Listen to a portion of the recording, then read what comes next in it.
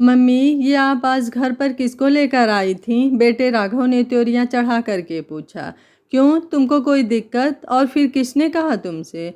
मनोरमा ने भी वैसे ही त्योरियों को चढ़ाकर जवाब दिया। आप नहीं बताएंगी तो क्या मुझको कुछ पता नहीं चलेगा? राघव फिर से चिढ़कर बोला। मुझको तो पता ही है कि तुमको कुछ पता ना चले, ऐसा हो ही नहीं सकता। जब मेरा ना किया हुआ भी तुमको पता चल जाता है तो ये तो मैंने किया ही है। लेकिन उन लोगों को आप क्यों घर पर लेकर आई थी? मैं ऊपर का पोर्शन किराए पर उठाने जा रही हूँ, और क्यों उठाने जा रही हूँ वो शायद तुमको बताने की ज़रूरत नहीं है, क्योंकि तुम खुद समझदार हो। मनोरमा निर्विकार भाव से बोली। लेकिन आप ऊपर का पोर्शन किराए पर नहीं उठा सकती। तभी बहू दीपा पास आते हुए तमक कर बोली। आपकी मन मर्जी थोड़ी ही ना चलेगी। उस पोर्शन में हम लोग और हमारे बच्चे रहते हैं। क्यों क्यों नहीं उठा सकती? ये घर मेरा है। क्या मैं अपनी ज़िंदगी का इतना बड़ा फैसला भी नहीं ले सकती? जब कमासूद पूत होते हुए भी माँ बाप को हर चीज़ के लिए तरसना पड़े तो उससे ज़्यादा शर्म की बात तो कोई हो ही नहीं सकती। तुम लोग अपना टिंडोला बांधो और अपने लिए कहीं और व्यवस्था करो। व्यक्ति बेटे के होते ही फूला नहीं समाता कि उसका बुढ़ापा सुधर गया, लेकिन ये नहीं जानता कि बुढ़ापा सुधरने के बजाय और बिगड़ जाएगा। ये घर मेरे नाम है और मेरा जो जी चाहेगा इसके बारे में मैं खुद फैसला करूँगी। देखे तो भला कौन मुझको रोकता है इस फैसले से। मनोरमा दृढ़ संकल्प होकर बोली। बुढ़ापा खुद में ही एक बीमारी होता है। अब समय के साथ भावेश और मनोरमा बुजुर्ग हो चले थे। रोज ही कोई ना कोई बीमारी लगी रहती। बहू तो 2 रोटी भी बनाकर सिर्फ इसलिए नहीं देती कि एक दिन भावेश ने सिर्फ इतना कह दिया कि ये ठंडी रोटी दांतों से नहीं कटती। इतना सुनकर ही दीपा तमक कर बोली। अब तो पापा की रोटी आप खुद ही सेक लिया करो। मैं कोई नौकरानी नहीं हूँ कि दिन भर रसोई में उनके लिए गर्म रोटियाँ सेकने के लिए खड़ी रहूँ। और अगर बेटे से किसी दवा दारू के खर्चे के लिए कह दो तो बेटे से पहले बहू 10 बातें सुनाती है। जब देखो तब कोई ना कोई बीमारी लगी रहती है। पैसे तो जैसे झाड़ पर उगते हैं। झाड़ हिलाओ और पैसे गिर गए। अब खाली खाने का ही खर्चा थोड़े ही ना होता है, अपने भी 4 खर्चे होते हैं। अब बुजुर्ग आदमी पैसा कहाँ से लाए? दुकान तो पहले ही बेटे ने भावेश को बातों में फंसाकर अपने हाथों में ले लिया था। भावेश और मनोरमा की आंखों में आंसू आ जाते कि इतनी विषम परिस्थितियों के बाद भी एक छोटी सी दुकान होते हुए भी बेटे की परवरिश में किसी तरह की कमी नहीं आने दी। लेकिन आज हम लोग जैसे उनके ऊपर बोझ हो गए। घर अपना खुद का था तो बस मनोरमा ने ही इसका तोड़ निकाला, क्योंकि 4 लोगों के बीच उठती बैठती थी। घर को किराए पर देने का ठान लिया। मम्मी, ये क्या हो गया है आपको? ये कैसी बातें कर रही हैं अपने बेटे से? राघव एकदम से करवट बदलते हुए बोला। बेटा? और किसका बेटा? माँ जैसा कुछ भी सम्मान देते हो? वो रिश्ता तो शायद बहुत पहले ही टूट गया था।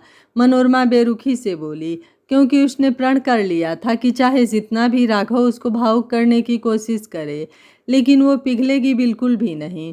लेकिन जरा आप ये तो सोचिए कि आखिर हम लोग एकदम से कहाँ जाएंगे? अपना घर होते हुए भी आपके बेटा बहू भटके तो अच्छा लगेगा? तभी राघव अपनी आवाज़ में नकली मुलायमियत ला कर बोला। किसका घर? तुम लोगों का कोई घर नहीं, ये मेरा घर है। और हाँ, अभी तो थोड़ी देर पहले बहुत ज़्यादा तड़क रहे थे। अब तुम्हारी सारी हेकड़ी कहाँ गई? लगता है कि घर छोड़ने के नाम ने सारी हेकड़ी गायब कर दी। मनोरमा आज कुछ भी सुनने को जैसे तैयार नहीं थी। सॉरी मम्मी जी, हम लोगों से गलती हो गई। अब हम ऐसा कुछ भी नहीं करेंगे, प्लीज़ माफ़ कर दीजिए। अब तो दीपा खड़ियालू आंसू बहाने लगी। मुझको नहीं पता कि तुमको कहाँ जाना है या कहाँ रहना है। हमको तो बस 2-3 दिन में ये घर हर हालत में खाली चाहिए, क्योंकि मैंने ये फैसला कर लिया है और अब इस फैसले से मुझको कोई भी नहीं मोड़ सकता। मनोरमा ने अपना फैसला सुना दिया था। पापा, आप कुछ क्यों नहीं कह रहे हैं मम्मी से? चुपचाप बैठे उनकी जातियों को देख रहे हैं। वो दोनों वहीं चुपचाप बैठे भावेश के पास जाकर बोले। बेटा राघव, अब इस समय तुमको घर छोड़ने के नाम से सारे रिश्ते नाते याद आने लगे। जब बहू तड़ातड़ तुम्हारी मम्मी को जवाब देती है, 4 बातें सुनाती है, तब मैं कुछ कहता हूँ तो मुझको भी 4 बातें सुनाने से बाज नहीं आती। तब तुम्हारे मुंह में क्यों ताला लग जाता है? मैंने जरा सा कह दिया कि मेरे दांतों से ठंडी रोटी नहीं कटती तो बुढ़ापे में सास को खड़ा कर दिया गया चूल्हे पर रोटी सेकने के लिए। ज़रा भी शर्म नहीं आई? इंसान औलाद पैदा करता है कि बुढ़ापे में उसको सिकी सिकाई रोटी मिलेगी, वो भी नहीं नसीब हुई।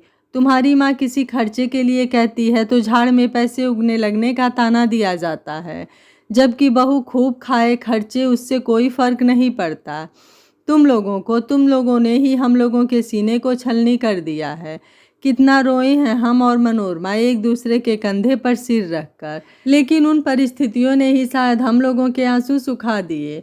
शायद भगवान जो करता है बहुत अच्छा करता है, और इसीलिए ही मैंने मनोरमा को स्वतंत्र छोड़ दिया ये फैसला लेने के लिए। और वो जो कुछ भी कर रही है बिल्कुल सही कर रही है। तुम जैसी औलादों के साथ बिल्कुल यही होना चाहिए। अब तुम जानो और तुम्हारी मम्मी, और अगर ज़्यादा मीन में की ना तो दुकान भी खाली करवा लूँगा। वो ज़माना बीत गया जब बच्चे जातियाँ करते रहते थे और माँ बाप चुपचाप सहते रहते थे। अब वो बहू बेटों की गुलामी सलामी नहीं करते। भावेश गुस्से में बहुत ज़्यादा भड़क कर बोले, क्योंकि दूध का जला छाछ भी फूक फूक कर पीता है। अब तो मरता क्या न करता, उन दोनों को ही घर खाली करना पड़ गया, और उन लोगों के जाते ही दूसरे ही दिन किराएदार आ गए। और भावेश ने मनोरमा के फैसले का दिल से स्वागत किया, क्योंकि वो भी उन दोनों के व्यवहार से बहुत ज़्यादा आहत आ चुके थे। भावेश और मनोरमा ने चैन की सांस ली। कम से कम रोटी अपने हाथ की होगी, लेकिन सुकून की तो होगी। आशा है यह कहानी आपको ज़रूर पसंद आई होगी। वीडियो पसंद आया है तो वीडियो को लाइक शेयर एंड चैनल को सब्सक्राइब कर लीजिएगा। Thank you for watching. मिलते हैं अगली कहानी में।